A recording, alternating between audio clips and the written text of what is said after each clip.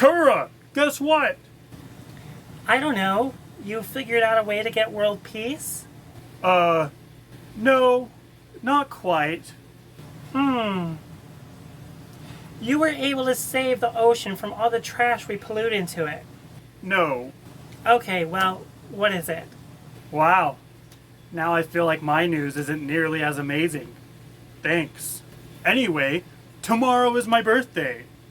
We share the same birthday. It isn't tomorrow. Oh, yes, it is. You always say it's tomorrow. Because it is. No, it's not. You're right. It's February 30th. Why are you like this? So I can be young forever. What do you mean? If my birthday is always tomorrow, I'll never have another birthday. And it's scientifically proven that the more birthdays you have, the older you are. I don't think that's how it works. Of course it is. Have you ever seen a child celebrating their 42nd birthday? No, because they've only had 7 birthdays. Stop having birthdays. Stay young forever. A birthday is to celebrate another year older. It's not the reason for old age. We'll see when you're old and wrinkly and I look like the modern day Adonis. Okay, Graybeard. Hey, as your older brother, that is uncalled for. By 3 minutes. You can't rub that in my face. Yeah, I remember when I was your age. 3 minutes ago. That's 3 minutes longer than you. Deep breaths, Tara. Deep breaths. You should do a video on birthdays. Maybe then you'll realize I'm right. You think so? As your older brother, I'm sure of it. Hey, lore lovers. Whether you're 1 or 100, we've all had one. A cake with flames sticking out.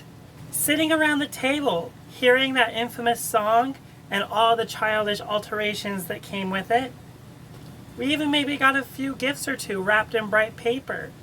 I always felt awkward when somebody sings to me. Like, what are you supposed to do? I don't know. You're the older brother. You tell me. You're still on that? Come on, that was like 3 minutes ago. We're talking about birthdays. And depending on where you are or what you believe, you may not even have a birthday. Or you might even have 2. In some faiths, like the Jehovah's Witnesses, they don't celebrate birthdays. While in Korea, everyone has 2. In Korea, the moment you are born, you are 1 year old. The day of the new year is when you would actually go up in age, so 5 to 6, 6 to 7, and so on and so forth. So, some families during the year celebrate both. They celebrate the day you were born, and everyone celebrates the day they get 1 year older. But why do we do this? Sure, the gifts are easy to explain. Celebrating your birth, and by extension, surviving another year on this world. People show their love and appreciation through the exchange of gifts. But why cake? Why candles on the cake? Why even celebrate successfully going around the sun to the point of your birth? Where did all of this come from? Well, it wasn't always like this. Obviously, we had to learn to tell time first. But even then, we didn't celebrate birthdays. The first birthdays came from ancient Egypt. But it was much different then. The common man, like you or I, wouldn't get birthdays. You see, Egypt didn't have kings or emperors. They had pharaohs. And you might be asking, what's the difference? Everything. A king is a king. A pharaoh is a god. When a new ruler became pharaoh, that date was celebrated for their ascension into godhood. So those were the first birthdays, but where does the cake come from? Why are there candles? And this, it's actually believed to come from the ancient Greeks. The goddess of the moon, Artemis, received tributes in the form of cakes in the shape of the moon. But what's a replica of the moon without its glow? So the ancient Greeks added candles. And this practice was picked up by the Romans when they started celebrating birthdays. But instead of honoring the moon, the cake was for their birthday. And the candles on the cake were there to ward off evil spirits that wished you harm. In this tradition, birthdays were like a ritual. If you didn't want the evil spirits to attack you, you celebrated your birthday with cake and candles.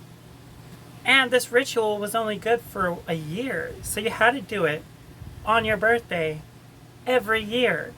And speaking of Romans, they were the first ones to give somebody a birthday that wasn't becoming a god. But only if you were a man. Sorry, ladies, we were left out. That's because women are an ageless beauty. Besides, most women don't even celebrate their birthday anyway. Or maybe because the Romans were incredibly sexist. And I don't know what you're talking about. This will be my second 29th birthday. Wait, that doesn't make any sense. Now, women didn't get birthdays until the 1100s. But we almost didn't get birthdays at all. Birthdays were originally thought to be pagan in tradition. So the early Christian church was very much against them. As they believed that everybody was born with original sin, celebrating your birthday meant you were celebrating this sin. This lasted a few hundred years until the Catholic Church decided on celebrating Jesus Christ's birthday on December 25th. Though most believe this wasn't actually his birthday, this was the date chosen by the Pope to help get pagans to celebrate Christmas instead of Saturnalia. Now, Asian cultures, on the other hand, like China, they have been celebrating birthdays for centuries before us in Western civilization. The first birthday party as we know it was called Kinderfest. And that originated in Germany back in the 1700s. These celebrations had cake with candles, and each candle represented a year of your life. And then they put an additional candle on there in hopes that you would survive the coming year. And while blowing out the candles, it was customary for you to make a wish. But believe it or not, it wasn't until the Industrial Revolution when cakes became a staple of the birthday. Or really, any celebration anywhere. But what about the song? Oh, yes, the song! We all know it, we've all heard it. But did you know we're not allowed to publicly sing it? And even more strange, it's on copyright laws until the year 2030. Now, back in the late 1800s, there were two sisters they were Patty and Mildred Hill, and they wrote the song. It was originally called Good Morning to All, and it was supposed to be sang by the students at the beginning of every class. This song grew in popularity, and variations and alterations and additional lyrics were added to the song. It was Robert Coleman who added the birthday lyrics that we all know, which the Hill sisters had seen. One of the sisters sued, claiming it to be her song, and she won. And now, because of that, the Hill family makes about $2 million each year just off of royalties from this happy birthday song. Wow, that puts a damper on birthdays. Nothing like greed to ruin a good time. Other fun facts about birthdays is the least common birthday is May 22nd. So if that's your birthday, you're fairly rare already. Meanwhile, October 5th is the most common birthday. And that coincides with New Year's Eve, when you are most likely to get lucky. Oh, I wish I could get... Don't finish that statement. This is a child-friendly show. Yeah, I can't be offending you young ones like my little sister over here. You're impossible, I swear. Well, lore lovers, what do you think? Do you like birthdays more now, knowing that they were originally intended for gods? What are your birthday traditions? Do you even celebrate your birthday? Or is it just another day for you? Let me know in the comments down below. And if you liked today's video, be sure to like and subscribe, and hit that bell notification icon to be alerted when the next video becomes available. And until next time, lore lovers, Happy birthday and may your wish come true.